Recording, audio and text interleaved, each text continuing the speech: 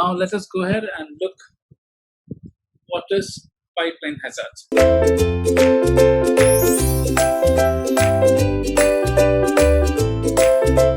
So before going into pipeline hazards, first of all, let us understand what is the meaning of the word hazards. So hazards mainly are being called as the risk that are associated when you're performing a particular operation or a particular task. So the pipeline hazards are being classified into three types. The first one is called as the structural hazards or the resource conflict. The second one is called as data hazards or data dependency. The third one is called as the control hazards or branch difficulty. Now, first let us go ahead and look into what do you understand by structural hazards or resource conflict. Two instructions need to access the same resource at the same time. So what do you understand by accessing the same resource at the same time? Like, for example, when we say that two instructions are performing a particular operation, definitely there will be a conflict or there will be a hazard with respect to address bus, control bus, and the data bus. So these resources require to access either address bus or control bus or data bus at the same time. So what happens? There may be a conflict of the resources.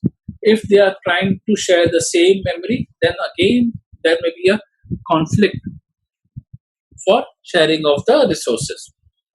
Then you have data hazards or data dependency. An instruction uses the result of the previous instruction before it is ready. Now, first of all, let us understand that you are performing a particular operation, and in that particular operation, there are two sets of instructions, instruction A and instruction B. The output of instruction A is considered to be the input to the instruction B, and the output of successful execution of instruction A and instruction B gives you the successful output of the overall instruction. Now, when you look at this example, the output B is dependent on the output that is given by A, instruction A. So there is a dependency that has been established.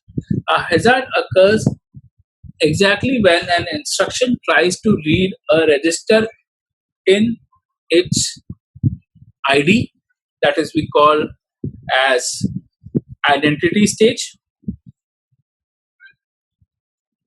that an earlier instruction had given. So again,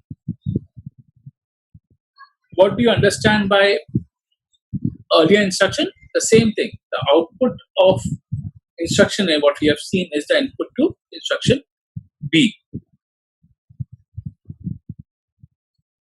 which intends to write in WO stage, which is called as the write-off stage. Then you have control hazard or branch activity. The location of an instruction depends on the previous instruction. Now, location of instruction A and instruction B, can it be same? No, but instruction B is dependent on the location where instruction A has stored the result. So you have conditional branches break the pipeline. Stuff we fetched in advance is useless if we take the branch. Pipeline implementation needs to detect and resolve the different sort of hazards that are present.